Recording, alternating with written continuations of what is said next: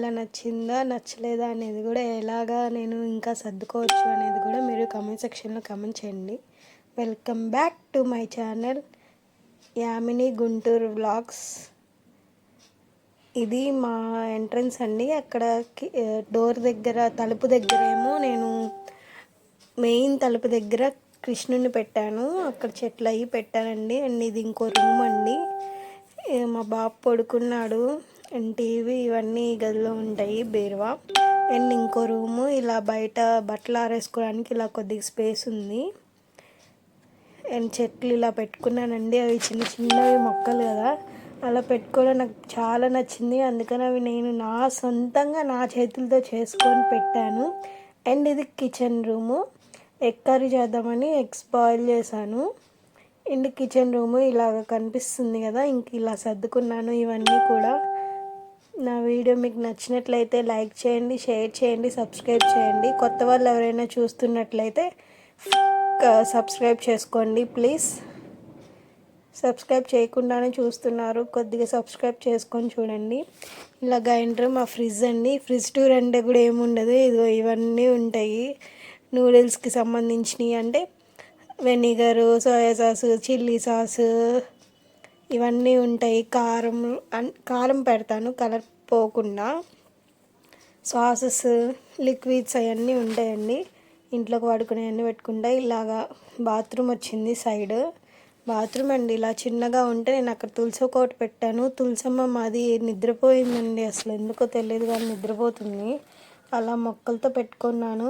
అంటే కార్తీక పౌర్ణమి వచ్చింది కదా, రోజు పూజ చేసుకుందామని కింద పెట్టాను. కింద అంటే కింద కాదు, ఇప్పుడు బట్టలు ఆరేసేస్తున్నాం కదా, అక్కడ చిన్న గచ్చిలా తయారు చేసి అక్కడ పెట్టాను.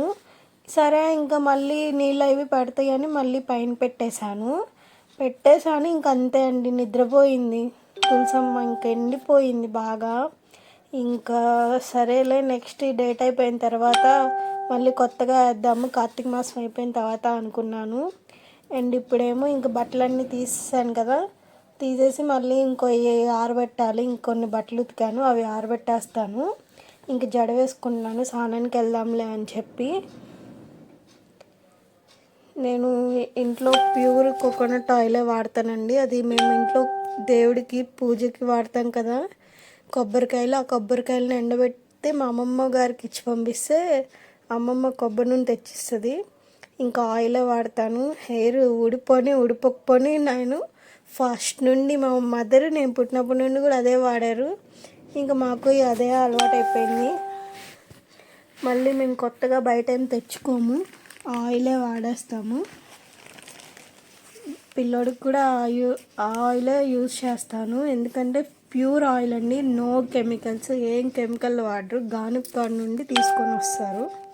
అంటే మన కొబ్బరి చిప్పలు ఇచ్చి కొబ్బరి నూనె పోయించుకుంటారు. నేను నార్మల్గానే వేసుకుంటాను ఇంట్లో ఉన్నప్పుడు. అసలు పిన్ను కూడా పెట్టుకోకుండా వేసేసుకుంటానండి. చాలా ఈజీగా ఆయిల్ పెట్టేసుకుంటాను. ఫుల్గా హెడేక్ వస్తుందని ఇంకా ఆయిల్ పెట్టేసుకొని వేసుకున్నాను. మా హౌస్ ఎలా ఉందో కూడా కమెంట్ సెక్షన్లో కమెంట్ చేయండి. నేను ఏదో సింపుల్గా 2 రూమ్స్లో అడ్జస్ట్ అయిపోయి సింపుల్గా అన్నీ డెకరేట్ చేసుకుంటా. ఒకవేళ ఇంత చిన్నగా ఉన్నా నాకు అన్నీ ఇష్టం కదా, అన్నీ పెట్టుకుంటానే ఉంటాయి ఏదో ఒకటి. నేను వంట చేసేస్తున్నాను, జడ వేసేసుకున్నాను. వేసుకొని ఇంకా ఎగ్స్ ఎలాగో బాయిల్ చేస్తాను కదా. అసలు ఎగ్స్ పిల్లలకి పెట్టాలంటే చాలా భయం వేస్తుందండి. నేను ఎగ్స్ ఉడకబెట్టాను, 7 ఉడకబెట్టాను. దాంట్లో 5 అలా బాగున్నాయి. అంటే మిగతా ఒక ఎగ్ అయితే లోపల జిగురు ఉడికినా కానీ పైన లేయర్ అనేది జిగురుగా 2-3 రోజులు పాచిపోయినట్టుందండి.